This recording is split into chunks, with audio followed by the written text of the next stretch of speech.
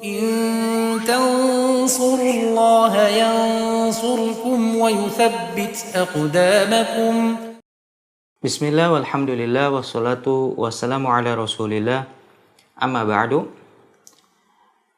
Di pertemuan yang lalu telah kita bahas makna dari ayat pertama dari surat An-Nas, di mana Allah Ta'ala memerintahkan Rasulullah SAW untuk berlindung kepadanya dari was-was yang melanda dada-dada manusia, dan diperintahkannya untuk berlindung kepada Rabbun Nas. Dikhususkannya lafaz ini, padahal kita semua mengetahui bahwa Allah Ta'ala adalah Rabbul Alamin, yaitu Rabbnya semesta alam.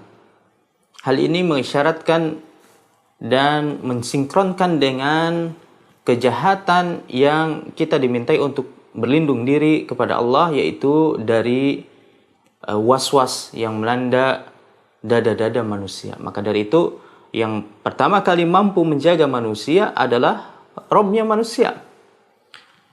Kemudian kita lanjutkan ayat kedua dan ketiga yang berbunyi Malikin Nas, Ilahin Nas. Yang pertama, lafaz Malik. Apa perbedaan antara Al-Malik dengan Al-Malik? Sebagaimana yang disebutkan dalam surat Al-Fatihah, Maliki Yaumiddin.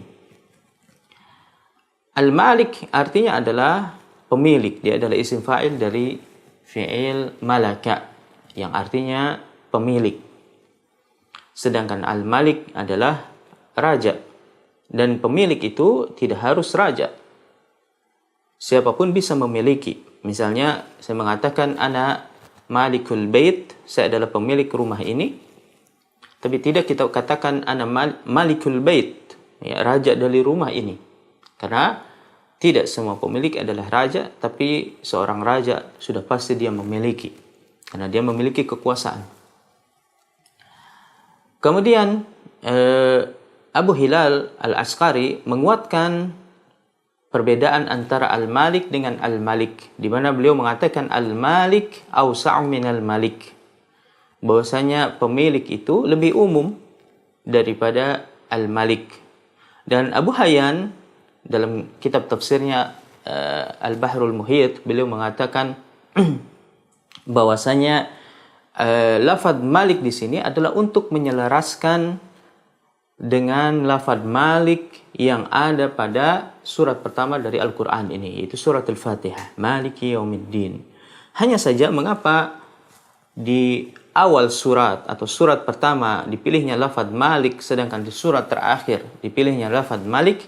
Beliau mengatakan wal ikhtitam la yakunu illa bi asyrafil asma, bahwasanya penutup itu tidaklah melainkan dengan nama yang lebih mulia, yaitu Al-Malik asyrafu minal Malik. Jika kita perhatikan lafaz An-Nas dalam surat ini berulang sebanyak 5 kali. Maka dari itu surat ini disebut dengan Suratun Nas. Hanya saja mengapa lafaz An-Nas ini sampai diulang 5 kali? Tidak cukupkah diganti dengan domir sehingga lebih ringkas? Misalnya kita mengatakan qul a'udzu birabbin nas malikihim ilahihim. Maka sebagian ulama menafsirkan bahwa lafaz An-Nas yang diulang sebanyak 5 kali ini berbeda maknanya antara satu dengan yang lainnya. Di mana lafaz An-Nas yang pertama pada ayat pertama qul a'udzu birabbin nas, yang dimaksud dengan An-Nas di sini adalah manusia dari kalangan anak-anak. Mengapa?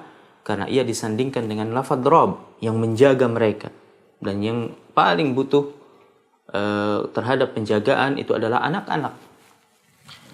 Kemudian lafaz An-Nas yang kedua pada ayat yang kedua, Malikin Nas, yang dimaksud di sini adalah orang-orang dewasa, yaitu manusia yang berada di puncak kekuatan mereka. Maka dari itu ia disandingkan dengan raja yang juga memiliki kekuatan. Sedangkan lafaz An-Nas yang ketiga, pada ayat yang ketiga, ilahin nas, yang dimaksud adalah orang tua. Itu fase di mana manusia ini semakin dekat kepada ilah mereka, kepada Tuhan mereka. Mereka semakin giat dalam beribadah. Maka dari itu disandingkan dengan lafaz ilah. Lafaz an-nas yang keempat pada ayat alladzi yuwaswisu fi sudurin nas, yang dimaksud dengan manusia di sini adalah orang-orang saleh yang mereka diganggu, ya, mereka digoda oleh syaitan dalam bentuk was-was di hati mereka. Kemudian an-nas yang terakhir, yang kelima, pada ayat minal jinnati wan nas, yang dimaksud adalah manusia dari golongan syaitan yang mereka senantiasa membisiki dada-dada orang-orang yang saleh, dan kita diminta untuk berlindung diri dari kejahatan mereka. Kemudian apa hikmah didahulukannya lafaz Rabb, kemudian diikuti dengan lafaz Al-Malik, dan diakhiri dengan lafaz Ilah?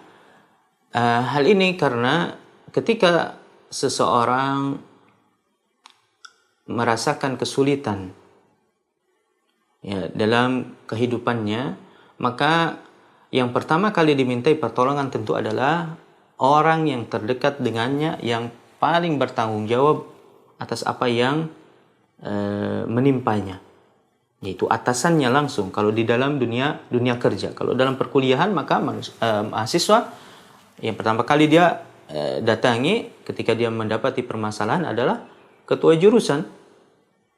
Ketika masalahnya ini semakin besar atau atasannya ini tidak mampu menyelesaikan permasalahan, maka dia akan langsung lari kepada atasan. Ya. Kalau dalam perkuliahan adalah kepada dekan. Tidak juga selesai permasalahan tersebut, barulah dia lari kepada atasan yang tertinggi, atau dalam perkuliahan disebut dengan rektor. Maka demikian juga dengan manusia. Ketika dia merasakan was-was di dalam hatinya, maka pertama kali yang dia lakukan adalah dia ketuk pintu Rabbnya. Dia ucapkan ya Rabbi atau Rabbana, kemudian dia sampaikan hajatnya. Ketika bisikan itu semakin besar, was-was itu semakin menjadi, maka dia pun mengadu kepada rajanya, Malikin Nas.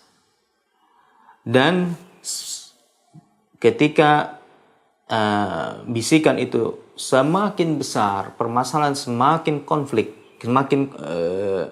semakin komplit, ya, semakin besar, maka dia pun akan mengadu kepada ilahin nas, dan dialah satu-satunya ilah yang berhak untuk disembah.